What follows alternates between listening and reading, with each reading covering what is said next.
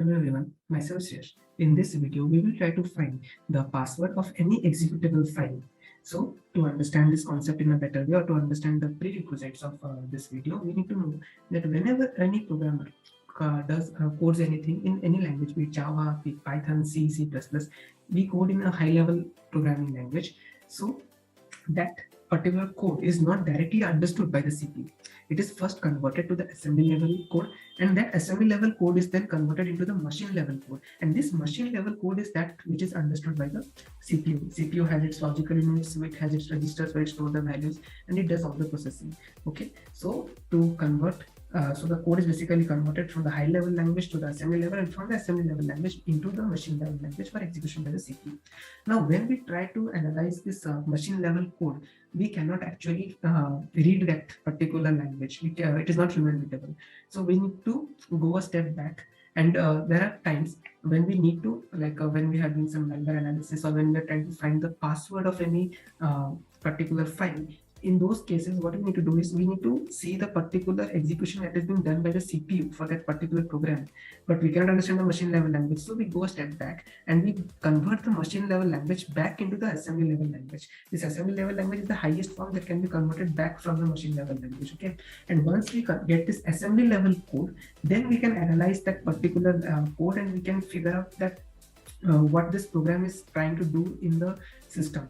Okay, so this is done. This is actually called advanced static analysis. This is mainly done in malware forensics, and it can also be done for getting the passwords of any file, because some files have the passwords hard coded in them. Okay, and we cannot actually go and see that password in if you open it in Notepad or any other particular tool. So when the particular exe file will be executed in the system, it will be running on the CPU, right? So the CPU would be comparing the password, the user inputted password, with something that has to be there hard coded in it somewhere in the program. So if we do this reverse engineering, then we can try to find the particular password or the text using which will be compared with the user inputted value, and then we can get the actual password that is there in the particular file. So this is the mood of today's video. Okay, so let's get started. So for this, I would be using this particular file, which you can download it from this URL. This is a very small file for demo purpose. Okay, so I'll just go to my CMD. Okay, I'll go to my desktop, and I can see that I've extracted this particular zip file over here. Okay, this has this just one simple exe code over here. So I will change my directory to this one, and I will run this file. So the moment I run this file, it is asking me for some sort of a code. So we can take this code as some sort of password as well. Simple. If I give any random code, it is giving me some sort of an error message.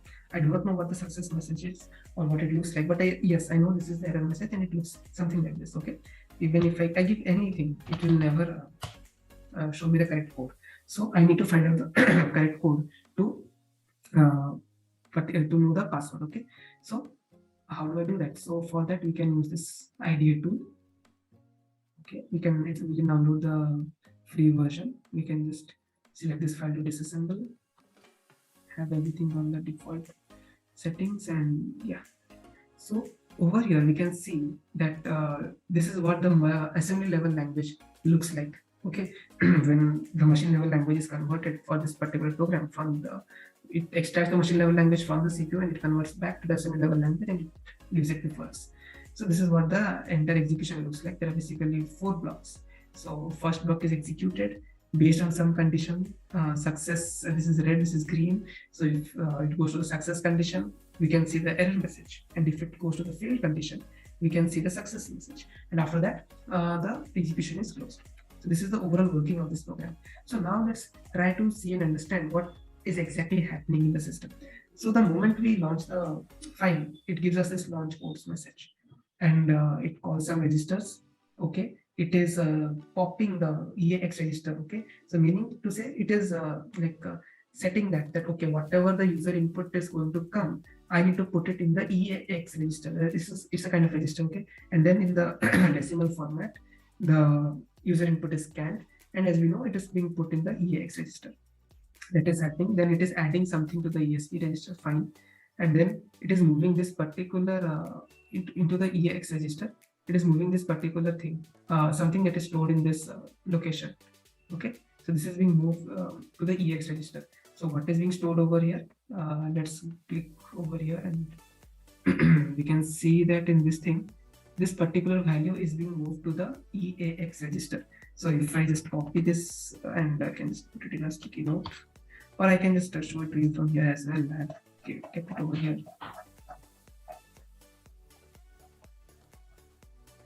Control F, Control V. Yeah. So this is the value that was stored in the EAX register, and this is the hex decimal equivalent of it. You can also convert it on the int check. And after that, it is moving this particular value to the ECX register. Okay. So it is moving this value as well as this value. So this value is moved to the EAX register and this value is moved to the ECX register. Okay. In this, if for the ECX register, this move is happening directly. Directly the hexadecimal value is moved. But for the EAX register, the content at this particular location, which we have already figured out, is being moved to the EAX register. So over here, if we just copy this, over here we can also find the decimal equivalent of that. And this is the decimal equivalent of that. So basically, we now know the values that are at the EAX and ECX register. After that, what is happening?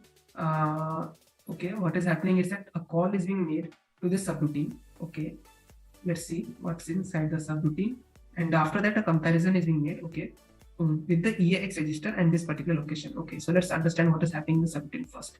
So I'll just go over here. So yeah, this is the subroutine. Over here, we can see that a subtraction is being done between the values stored at EAX and ECX register. Now we know the two values stored here. We know the value at ECX and we know the value in EAX. And this subtract function will return the value in this EAX register. Like it will subtract the values like 10 minus 5. We say this is 10, this is 5. So it will return 10 minus 5, that is 5 in the EAX register itself. Okay. So this is what it will do. So it will just subtract and it will return. So after that, it is comparing the values at EAX register and those at this location. Okay, 40306. See, okay, so I had made a mistake over here. Sorry. When the user is giving this launch code, after that, it is copying the EAX register, but it is not storing the value in EAX register. It is pushing the value in this particular register 40306C. Okay, so the user value is being stored over here. So this code is written in such a way to confuse the analyst. So we have to be careful in these cases. Okay, so the user inputted code is being stored in this particular register. The value is being pushed in this particular register in the decimal format. Okay, so we need to be careful with this.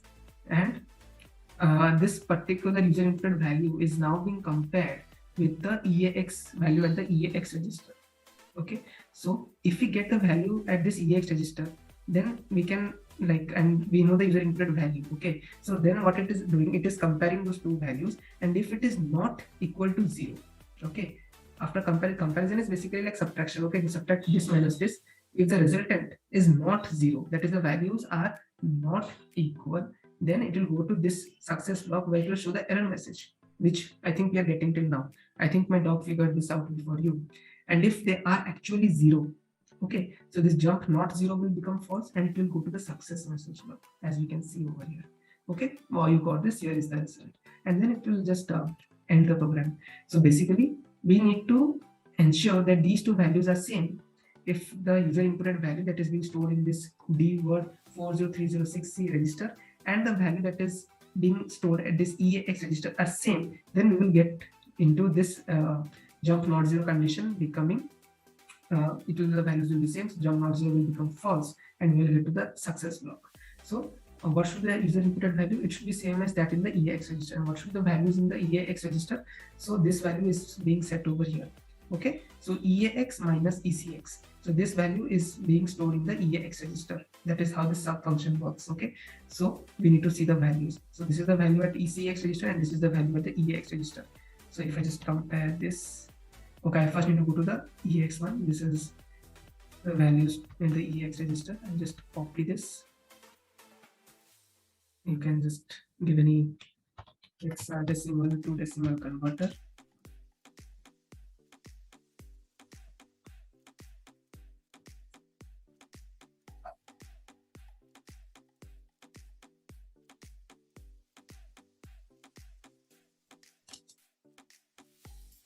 This is the number. I will go to calculator. This is the value at EAX, and I will need this is the value at ECX. This is directly in hexadecimal format. Copy this, OP calculator minus control V. Okay, it is not working. I need to type it. No issues. 2 7 1 2 18 48 30 27 12 27 12 18 48 13 equal to, this is the value, okay, 94 44 11 19 3. So if the user enters this particular value, okay, then ideally he should get into this success block. So let's try to see if that is actually the case. I will run this particular again and remove the commas. See, wow, you got it. Here is the result.